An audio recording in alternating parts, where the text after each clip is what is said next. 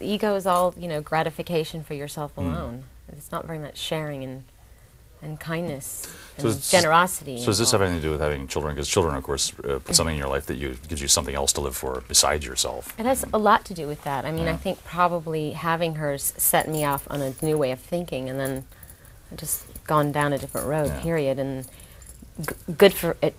It was very good for me too, because then the writing of this record and the working on it, where I was going allowed me to be much more free and experimental. Yeah. It's great to hear this like dance music again, which you haven't done in way too long, frankly. Yeah, I know. Well, I feel energized. Yeah. I mean, do you still go out and dance? Do you still go out to clubs and stuff? I do when I'm in Miami. There's really no club life in Los Angeles, which is just as well because I have work to do. Yeah, true.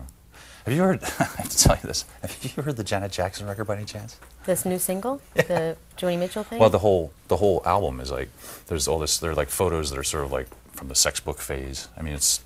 Of me? No, not of you, but she's little bondage shots and sort of basement of the vault shots and stuff like that. And it's very sort of like 5 years ago. Every girl has to go there. It's so bizarre to hear that now. Yeah. But you probably won't be hearing that record anyway. No, I will as soon as I get a chance to. You know, I don't really buy that many American records. You said you were listening to French records. What French records are you listening to? Well, DJ Dimitri's got this really cool record out called Sacré Bleu. And then there's another French guy called DJ Cam. Then Daft Punk. Yeah. I'm sure you've heard of them. There's a lot of good stuff coming out of Paris, which is pretty unusual, and then mostly English artists. Yeah.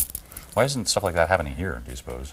Because there's a different premium placed on being creative in America, I mean in Europe, than there is here. The premium here is based on selling. You know, there's a competition to sell in America. There's a competition in Europe, especially England, to be creative.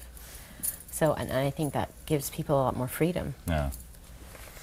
So, now, are you going to be, have you got these songs lined up the way they'll be on the album? Have you decided how it's going to start off? No idea. No idea. You know, I kind of like the idea of setting up the record with that first song I played for you. Yeah. Just because it sort of sets the tone of where my head is at, in a way. Yeah. But I don't know. I may change my mind. Well, I'm sure you probably will change. Which is a woman's prerogative. Of course, naturally. Yeah. What is the rest of the album like? I mean, there are how many songs? 13, something like that? 14. 14. But I'll only put 13 on because 13's a lucky number. Yeah, it is? Yeah, I didn't know that. How is it a lucky number? 13 is the age when, that's why boys get bar mitzvahed at the age of 13, by the way. That's the age when the soul gets completely, like, sort of solidified in your bodies. When you come into your own. Is this one of those Kabbalah things? Yeah, it is. So you've been doing some spiritual searching? Yeah. Kind of. Did you have a party, like a Kabbalah party in New York? I saw that there was like an invitation of some sort, didn't you? In New York? No. I had a cocktail party. A Kabbalah cocktail party? Kabbalah. Kabbalah, sorry. Yeah. Well, Kabbalah if you're Israeli, I guess. Now, how did you become involved in this? A girlfriend of mine was going all the time and to these classes. They're classes. It's the Kabbalah Learning Center. And basically the Kabbalah is the mystical interpretation of the New Testament.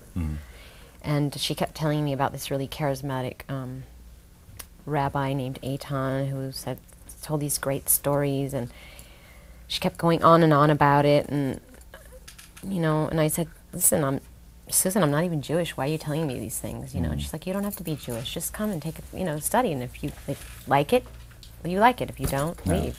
So I did.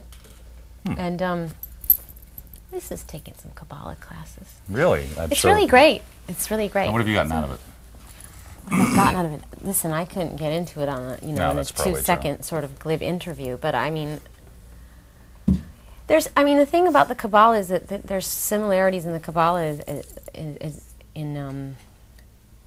the Kabbalah has similarities with, say, Buddhism. The whole idea of cause and effect.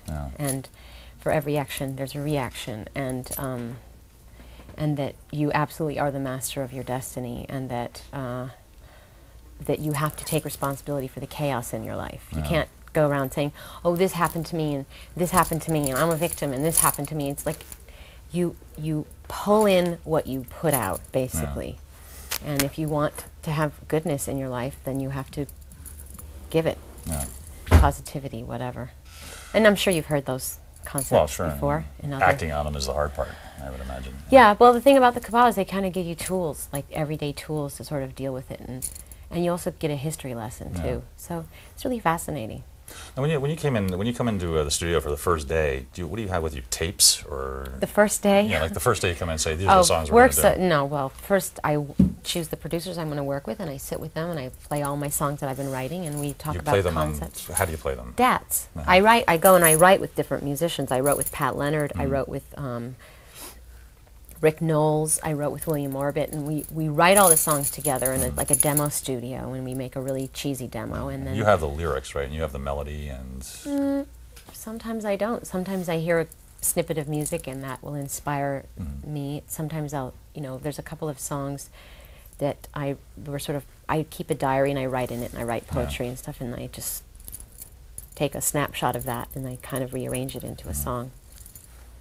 And they just build up in the studio then at that point. Yeah, but then the other thing is, after we've been working and we have no inhibitions around each other anymore, we get a flow going, then we kind of get into creating stuff and just fooling around. And William's so cool that way. He's like super experimental, and he'll just start fooling around in the studio and coming with really great sounds, and we'll be working on something else, and we'll just go, okay, hold that, throw a dad, and tape that, and that will inspire something. And it's been really fun. I've never had so much fun really working on it. I've never felt so free to experiment. Yeah, I mean, some of it sounds like a big starfall in the sky or something. There's just so much going on up there, you know? Yeah. So when this is done, and when the record finally comes out, it's been a long time since you toured. Yes, touring again, you know what? I really want to tour with this record because I just love it. It has so much cool energy, and it would be great. If I have to sing like a virgin, I'm going to kill myself. Well, you don't have to do that. Because, I know. I don't even want to sing Vogue. You know what I mean? It's like I feel like that's like 100 years away from me. So. What do you think? Do you feel that you're like less sort of ego-driven? No, now I mean, no, or please. is it I more am mundane not than that? Mother Teresa. Okay. No, but I just songs are they're like tattoos. You know what I mean? It's like they represent a time in your life, and if you've really moved on, it's hard to go back there and sing it with feeling. Yeah. Can you go out on the road and just do the new album? I'd like to. I don't know if I could do that. Who would stop you? Nobody. Nobody. Well, Kurt. there.